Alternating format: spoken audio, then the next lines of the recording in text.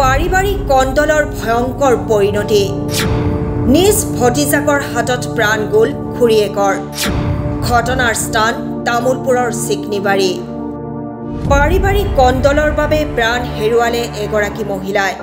নিজ ভতিজাকৰ হাতত প্ৰাণ গ'ল খুৰীয়েকৰ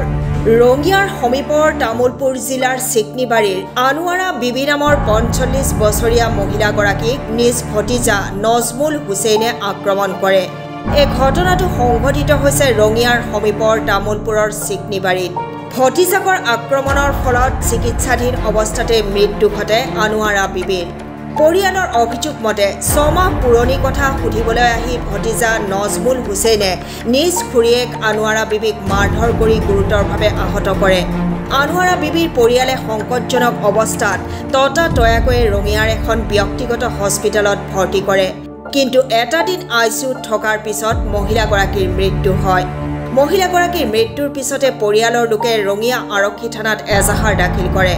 কিন্তু মৃত মহিলাগৰাকীৰ ঘৰ অন্য জিলাত হোৱা হেতুকে ৰঙিয়া আৰক্ষীয়ে গান্ধীবাৰী আৰক্ষী চকীলৈ গোচৰটো স্থানান্তৰ কৰে লগতে মৃত মহিলাগৰাকীৰ মৃতদেহ গান্ধীবাৰী আৰক্ষীয়ে চমজি লয় মৰণোত্তৰ পৰীক্ষা কৰি পৰিয়ালক চমজাই দিয়ে আৰু আৰক্ষীয়ে গোচৰ ৰুজু হোৱাৰ পিছতে অভিযুক্তৰ সন্ধানত এতিয়া নামি পৰিছে আনফালে ভতিজা নজমুল হুছেইনৰ পৰিয়ালে জানিবলৈ দিয়া মতে মৃত মহিলা আনোৱাৰা বিবিৰ উচ্চ ৰক্তচাপ জনিত কাৰণতহে মৃত্যু হৈছে এইদৰে অভিযোগ প্ৰতি অভিযোগ দুইটা ফয়দৰ মাজত কিন্তু আৰক্ষীৰ সঠিক তদন্ত আৰু মৰণোত্তৰ পৰীক্ষাৰ প্ৰতিবেদনতহে ওলাই পৰিব কোন সঁচা কোন মিছা আপা যেগিলা কথা কৈছে এগুলো সব মিছা হয়েছে মারামারি সেনেকা হওয়া নাই সিয়াদি কুপ মারছি বা বাহাদি মারছি এগুলো মিছা কথা যদি মূৰত মাৰি লাগে মূৰা ফালি চেলি গেলাগে মই আসলো কাজিয়াত মই কাজিয়া ভাঙছো সেনেকা মারামারি হওয়া নাই দিয়ক ইহঁতৰ ঘৰুৱা কিবা কাজিয়া লাগছি কাজিয়া লাগি কেনে দুটা ভায়েকে লাগছি এনেকে পাছত অকস্মাত প্ৰেছাৰ উঠি গেছি মাৰা চাৰা নাই সেইখিনি আৰু বড়ডাঙ্গাৰ উক্তিটো কৈছে এবাৰ কিবা হাল্লা হৈছে হাল্লাতে মই দাউৰি আহিলো আহি পেলাই চাওঁ ফুটডাঙ্গাটো যি আছে আমাৰ ফুটডাঙ্গাটো টিচাৰত আছে আমাৰ নাজমুল যেটো ল'ৰা মাৰা বুলি কৈছে এইটো ল'ৰাটো তাৰমানে আমাৰ ফুটডাঙ্গাৰ লগত আছে খাৰা বেৰা আছে মাজত পাৰ্টিশ্যন আছে দুয়োপক্ষতে বাহিৰত আছে মায়েকৰ যিটো আনৰ বুলি ল'ৰাটো যিটো মায়েক মৰছি এই ল'ৰা আৰু মায়েক এক লগত খাৰা হৈ আছে মায়েক আপাটোৰ লগত আনাৰৰ লগত ইমান ডাঙৰ এটা আপোনাৰ এই গাছৰ মূৰা এটা আছে দাঙি লৈছে নাজমুলক মাৰিম বুলি নাজমুলে এটা শিল লৈছে তাক মাৰিম বুলি তাৰপৰা দুটাক মই ধমকি দি পেলাই শিলটো চাইড কৰি দিলো আৰু গাছৰ মূৰাটো আনৰ তাৰপৰা চাইড কৰিলো কৰাৰ পিছত মাকে কিবা কৈ আছে কিবা ইচাৰা দি আছে হাতত কিবা এটা ইচাৰা দি আছে মোক কওঁতে এতিয়া হাতত কিবা এটা দখাৰ পিছত তাৰমানে মোক দখাইছে মুখত কিবা দিব লাগে মাকৰ মুখত প্ৰেছাৰ উঠি গৈছে তাৰপৰা মোৰ হাততে ধৰা আছে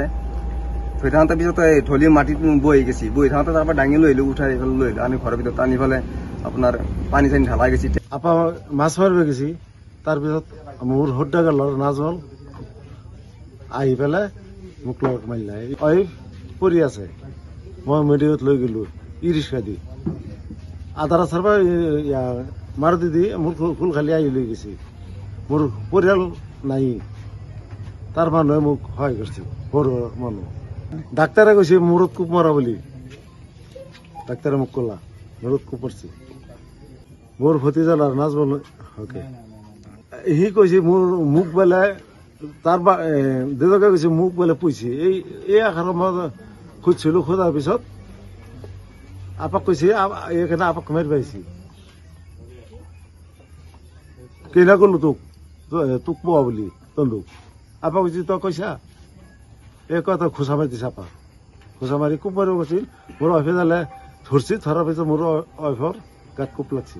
এতিয়া নাজমুল হকৰ নামত আৰু নুৰজামাল আলীৰ নামত কেছ দিছে মোৰ ঘৰৰ কিবা পাৰ্চনেল প্ৰব্লেম আছিল সেইটো প্ৰব্লেমৰ কাৰণে পিছত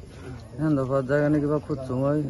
পিছত মোক উল্টা পাল্টা কৈ দিছে মই ঘৰত আহি কিনে কোৱা নাই এইটো কথা মোৰ আৰু মানুহ আছে নহয় সিহঁতক কৈছোঁ কোৱাৰ পিছত সিহঁতে কিবা লগাই দিছে তাতে লগাই দিয়াৰ পিছত জামালৰ পুতাক নাজমুল দুনো আহিছে মোক মাৰিবৰ কাৰণে তো মোক মাৰাৰ পিছত মই মায়েক মাতছোঁ তো মায়ে যাই কাৰণে মোক বচাব গৈছে যোৱাৰ পিছত মায়েক মাথাত মাৰি দিছে বাহাদি আৰু এটা বস্তু যে মাৰিছে চেয়াৰ বুলি সেইবিলাক প্লাষ্টিকৰ চেয়াৰ দি মায়েক মাৰাৰ পিছত এতিয়া মাৰে প্ৰেছাৰ প্ৰব্লেম আছে নহয় মাথাত মাৰাৰ পিছত হেৰি হৈ গৈছে পৰি গৈছিল পৰি যোৱাৰ পিছত হস্পিটেলত লৈ গৈছোঁ লৈ যোৱাৰ পৰা ডেথ হৈ গ'ল। যোৱা পৰহি তামোলপুৰ থানাৰ অন্তৰ্গত চিকনিবেৰী গাঁৱৰ ঘুগাৰপাৰ চুপাত এই পৰিয়ালটোত এটা পৰিয়ালকেন্দ্ৰিক কাজিয়া হয়। সেই পৰিয়ালকেন্দ্ৰিক কাজিয়া হোৱাৰ পিছত আপোনাৰ 45 বছৰৰ এজনী মহিলা আনোৱাৰা বেগম নামৰ তাই জখম হয়। জখম হোৱাৰ পিছত ততাতৈয়াকৈ ৰঙিয়া আপোনাৰ স্বস্তি হস্পিটেলত এডমিট কৰা হয়। এডমিটৰ পিছত তেওঁ গোটেই ৰাতিটো থাকি আপোনাৰ দিনৰ 11 বজাত শেষ নিশ্বাস ত্যাগ কৰা বুলি আমালৈ খবৰ আহে। ইতিমধ্যে তামোলপুৰ থানাত এই কেছখন ৰুজু হৈছে। আমি তামোলপুৰ প্ৰশাসনক দৃষ্টান্তমূলকভাৱে আপোনাৰ নিখুঁতভাৱে তদন্ত কৰি এই কাজিয়াৰ লগত কোন জড়িত হৈছে, কেনেকৈ জড়িত হৈছে সম্পূৰ্ণ নিয়াৰিকৈ আপোনাৰ তদন্ত কৰি এই ভুক্তভোগী পৰিয়ালক ন্যায় দিব বুলি আমি ABMCৰ পৰিয়ালৰ পৰা দাবী উত্থাপন কৰিছো।